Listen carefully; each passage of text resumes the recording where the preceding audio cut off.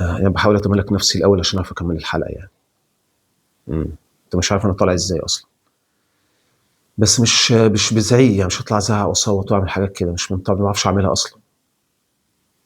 عشان يعني زعلي يبقى باين قوي، مش هقدر اعمل كده. بس مش قادر اتكلم اصلا اساسا من الزعل يعني. طالع لابس اسود ومتعمد دوت.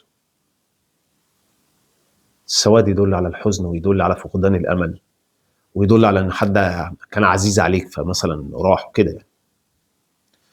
احنا ما بنقبلش هدايا من حد. مش عايزين هداياكم، ردوا اليهم هداياهم. مش عايزين هدايا احنا من حد خالص يعني. مش عايزين حاجه من حد احنا. الشعور اللي جالي وانا بتفرج على المباراه، انت عارف، انت اتعودت معايا انا هوت ان انا بقول لك الحقيقه واللي في قلبي. فانا الشعور اللي جالي في المباراه كان مسيطر عليا. عنوان الحلقه: وما ربك بالظلام للعبيد. ما بيظلمش حد. ممكن تبان الامثله ديت في اي حاجه، تبان في الكوره، تبان في موقف في الشارع، تبان في اي حاجه يعني. العلامات دي بتبان يعني. فحسيت ان ربنا مستحيل يكون يعني ما يظلمش حد. ده الزمالك اتعادل، اتعادل، بس كان مأدي برضه. مدرب كان عنده اخطاء، لكن عادي، مدرب مجرد عندي اخطاء في ماتش يعني. عادي يعني. هتعاقب يعني على السيزون كامل يعني عشان غلطت يعني في ماتش؟ انا تعبت كتير يعني. الله. طب الاهلي يقوم نازل مغلوب لك بالثلاثه. شفت بقى؟ شفت عدل اكتر من كده؟ قول لي، انت شايف عدل اكتر من كده؟ مفيش عدل اكتر من كده يا ابني. فرقه تنزل تتعادل وتخسر نقطتين. ما تخسر نقطتين عادي، ايه المشكله؟ تقوم انت تخسر له 3 نقط بالثلاثه. بالثلاثه. ربنا ما بيظلمش حد. انت عايز ايه يعني عشان الفرقه غلطت غلطه في ماتش انت تيجي تاخد الدوري على الجاز كده؟ الله. طب واللي تعبوا يا ابني واللي جريوا دول يعني ايه يعني؟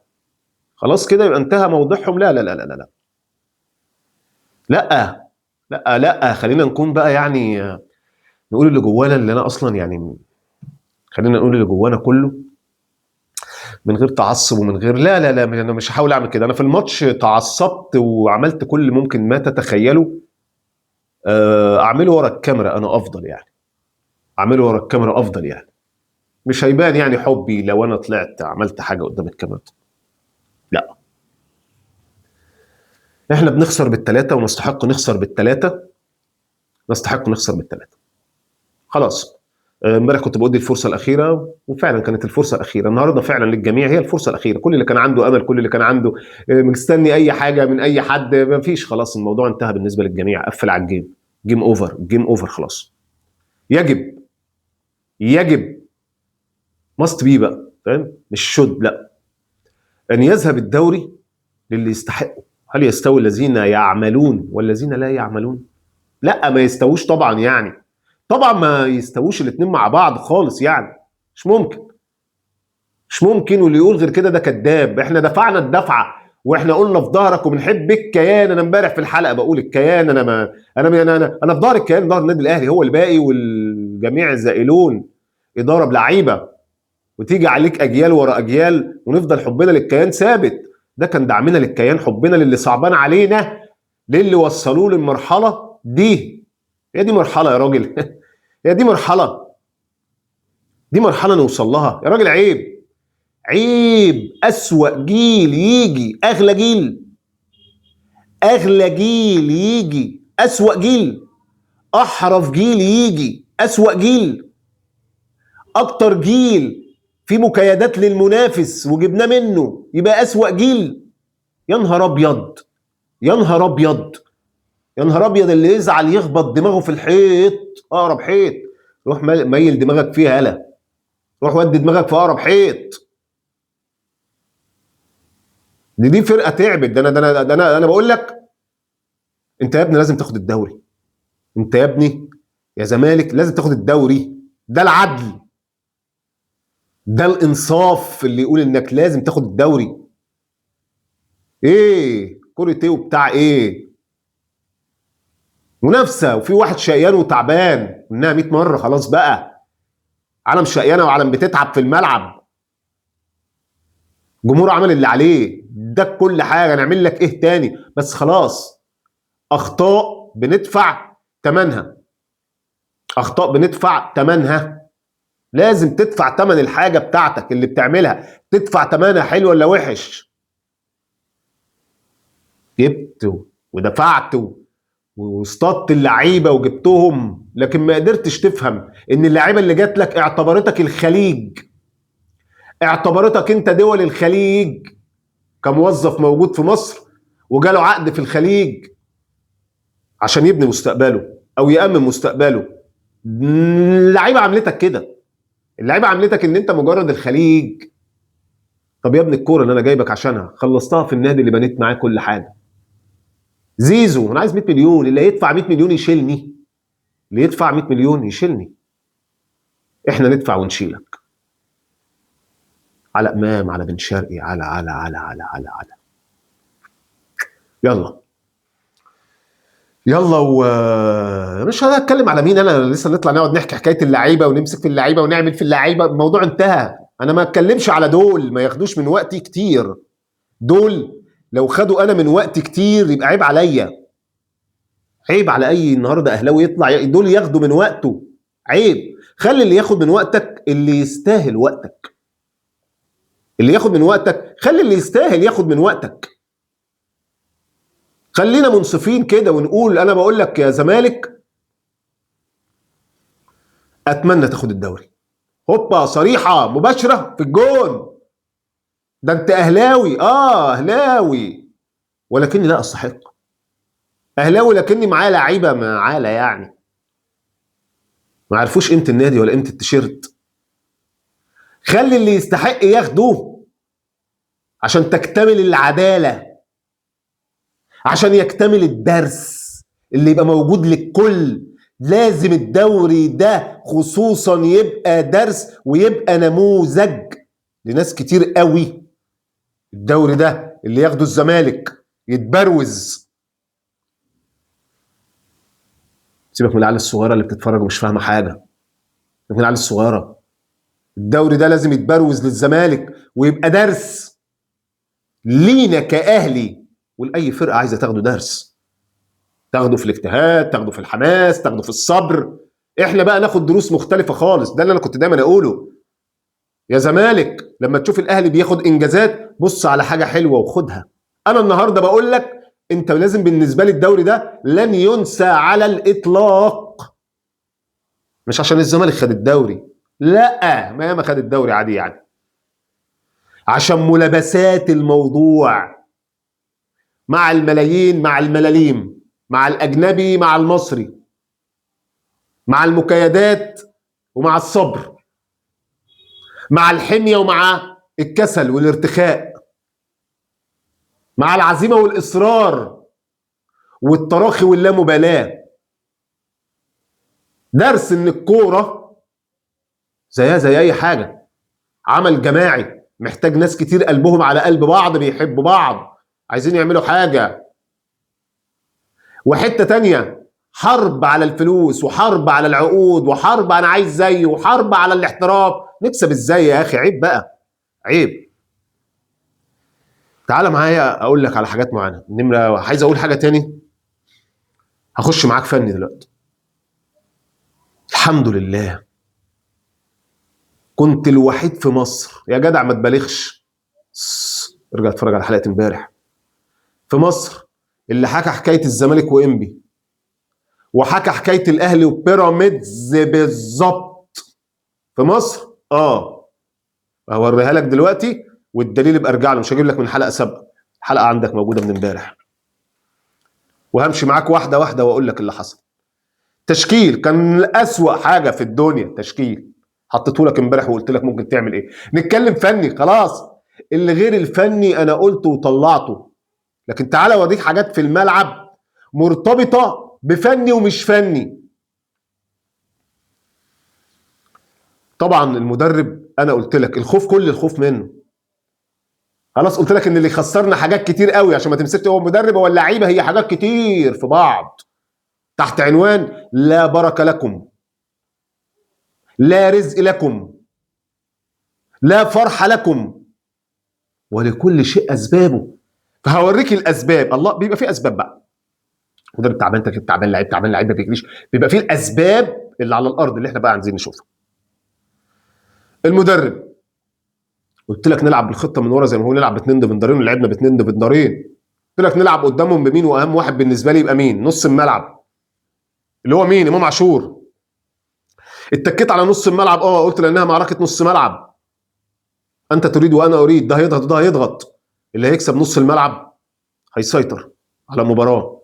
وعشان نقدر نسيطر محتاجين لعيب يكون صانع، يقدر يقف على الكوره وينقلنا في المرتدات اللي كانت موجوده قد كده في المباراه. نزل امام والعب بزيزو ناحيه اليمين، ما تالفش. وفي جميع الاحوال عايز تلعب بفرود ايا كان، ولكن انا قلت العب ببن شرقي فرود متقدم نازل لي لتحت. انا كده كده ما برفعش، كده كده ما عنديش مهاجم بوكس بيجيب، قلت كده بالنص. حصل كده؟ لا، نزل زيزو في نص الملعب. مالي يا ابني زيزو من نص الملعب يا ابني؟ مالي يا ابني زيزو من نص الملعب؟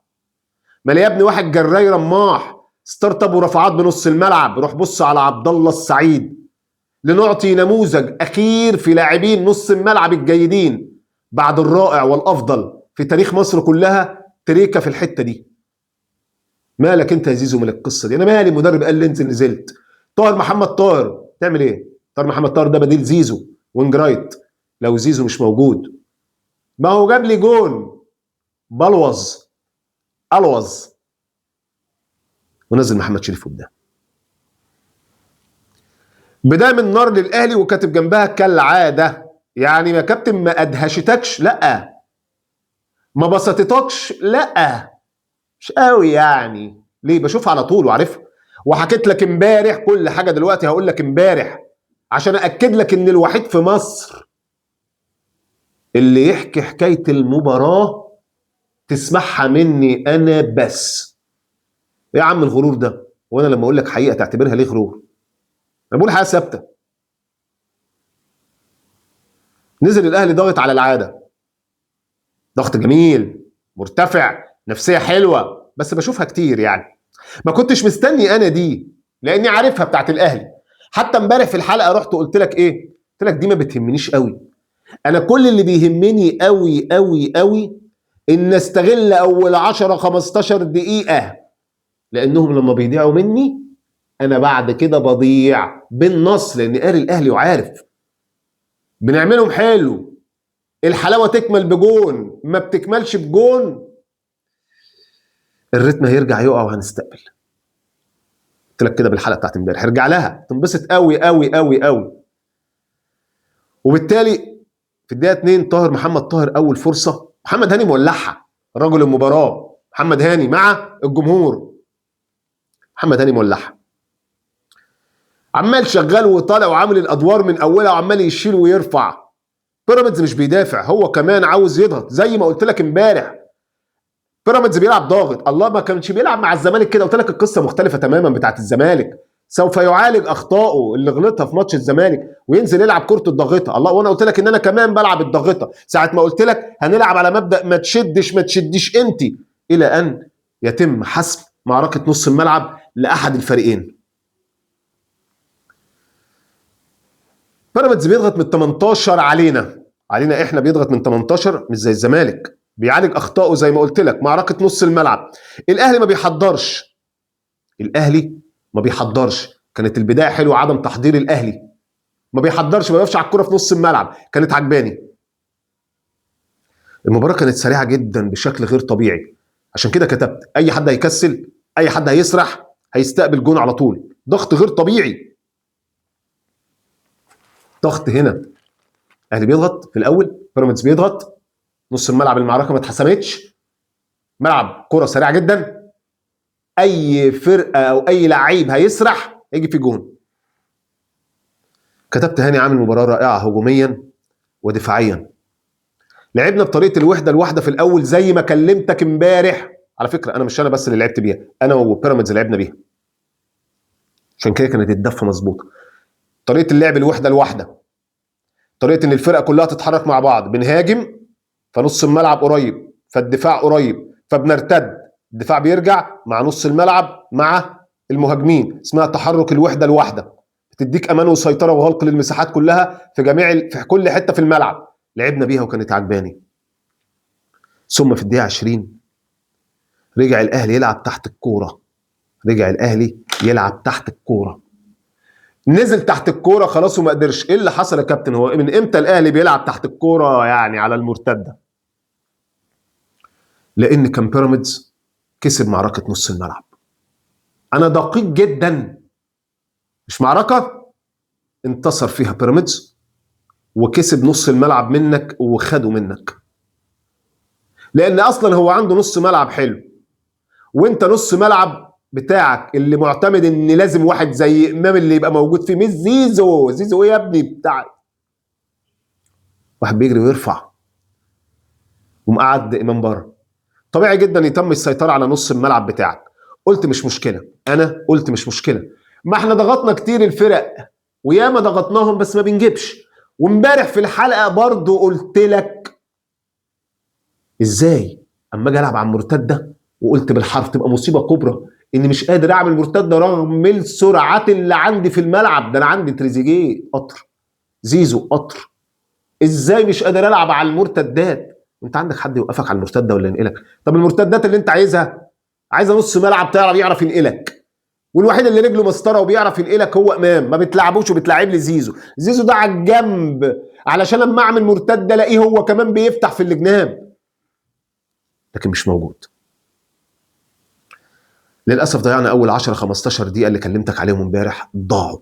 خلصوا الشويه الاولانيين اللي ممكن يبهروك يفرحوك، لكن انا شفتهم كتير وقريتهم كتير وكلمتك عنهم كتير. سيطر بيراميدز على نص الملعب وفاز بالمعركه. جربنا نلعب تحت الكوره ما عرفناش. امام فارق معانا بشكل غير طبيعي. زيزو تايه طبعا، تايه. انا مالي، انا عمال تاني يا مستر، انا هتجنن، انا هتجنن. هتقول لي يعني لو هو كان راح مكانه كنا كسبنا؟ سيبك من الكلام ده، خلاص انا قلت لك جمل. انا بكلمك فني دلوقتي، بكلمك فني دلوقتي، واسباب، الاسباب المنطقيه اللي نبتدي نشوفها. في الدقيقه 32 رأسيه من تريزيجيه، ياهو في الدقيقه 32 جنب القايم بعد نص ساعه.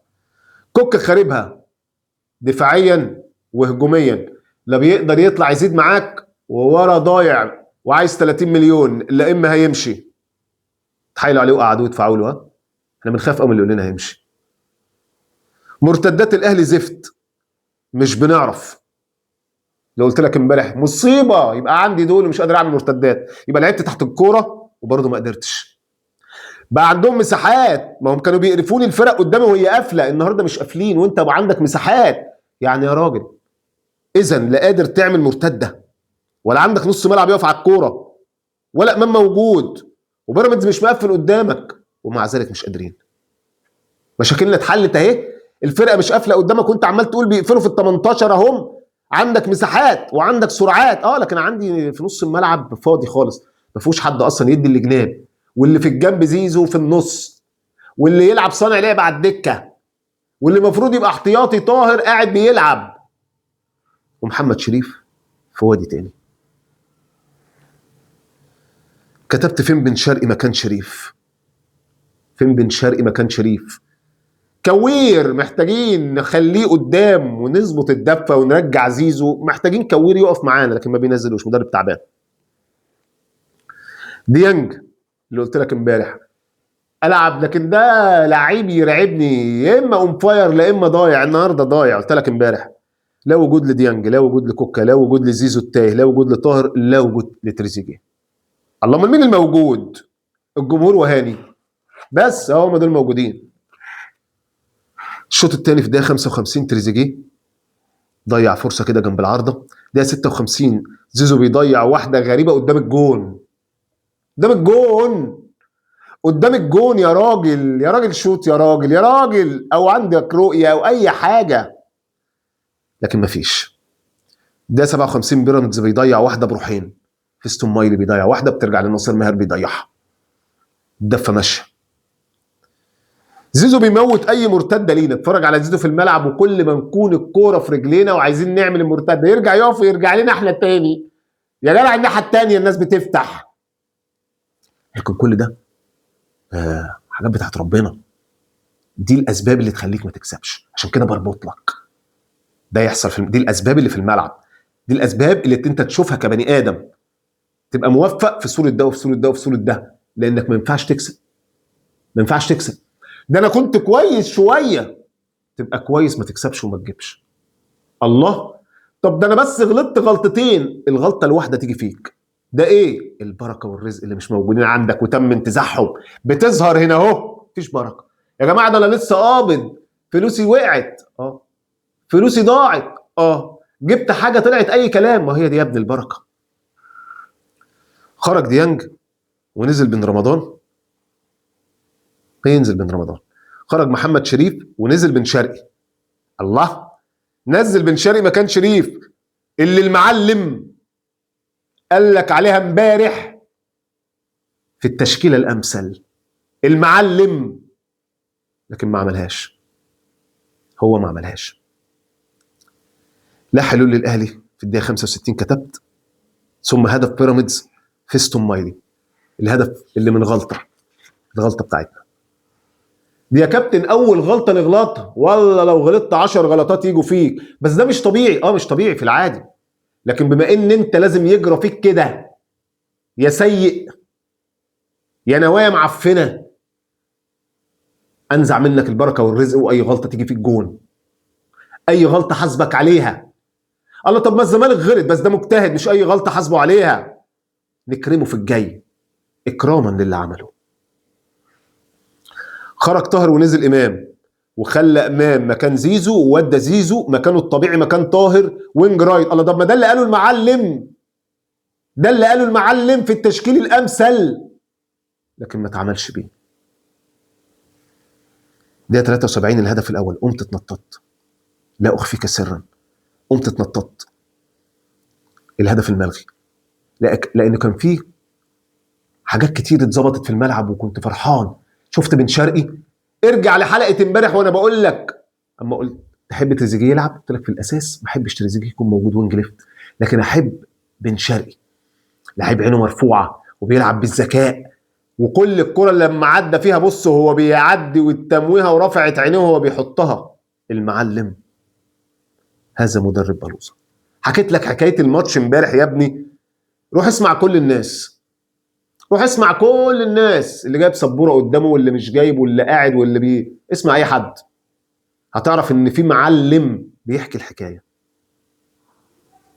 الهدف الثاني للبيراميدز فيستون مايلي، دي غلطه يا كابتن بس في نص الملعب، زي بتاعه الترجي كده، ده بتاعه طلائع الجيش، ايه ده يا كابتن؟ ليه كل الغلطات؟ قلتها لك امبارح، اي غلطه يا ابني هتيجي فيك، هتيجي فيك جون. شفت؟ اي غلطه تيجي في الجون على طول، اي غلطه كده في نص الملعب، اي حاجه في نص الملعب تيجي في الجون. وبعدين في الشوط الثاني كمان ما بقاش في حاجه اسمها طريقه اللعب كوحده واحده، خلاص الملعب باص ساح، كله بقى في وادي، المساحات بانت، الاخطاء بانت. قلت لك الجمله دي برضو امبارح. حسبي الله ونعم الوكيل في المدرب، حسبي الله ونعم الوكيل في اللعيبه. خرج ياسر للاصابه ونزل مروان عثمان، مش فارقه. الدقيقه 84 هدف ضايع لبيراميدز، عوضه الفخوري، ثم فاصل من العشوائيات للاهلي. في الدقيقه 93 الهدف الثالث كريم حافظ من ضربه جزاء، زيزو، ويكلل زيزو مجهوده العظيم الكبير، ويقوم داخل جايب علينا ضربه جزاء. الواد بيعمل بال100 مليون حاجات تشلنا، خدهم مننا يشلنا بيها. حاسس ان انا ايه ده زيزو ليفي كوهين يا جماعه، في ايه؟ ويخسر الاهلي المباراه بالثلاثه، ونستحق نخسر بدل الثلاثه 5. وهذا شعور كل اهلاوي شفت عينه في المدرجات وفي البيوت دلوقتي، ده شعور كل واحد. لم اسئ الى اي لعيب، انا لم اسئ الى اي لعيب خالص، لا هطلع على السيء ولا هطلع. هتلاقي على السوشيال ميديا بعد ما الموضوع يخلص ماسكه الخطيب باسوا الالفاظ، وماسكه اللعيبه باسوا الفاظ بشعه وسيئه اللي بتتقال في الشارع. قلت لك على العيال دي قبل كده بعد ماتش الترجي لما طلعوا.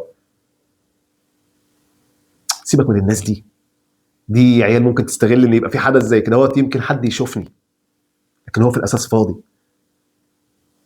ننقد ونقول اللي احنا عايزينه واللي جوانا واصل لكل الناس.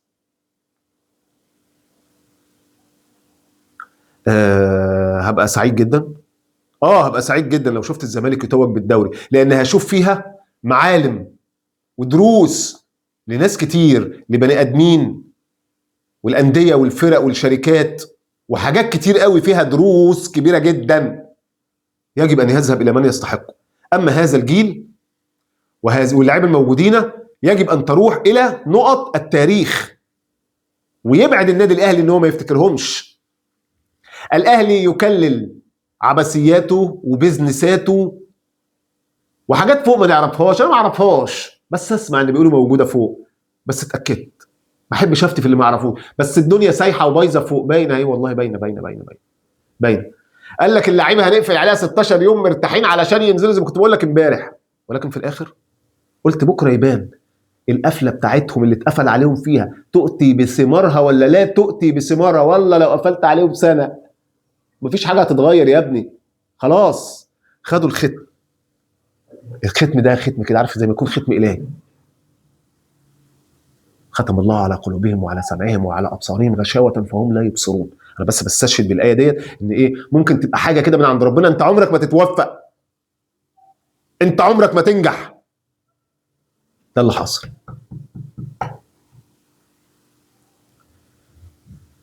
السلام عليكم.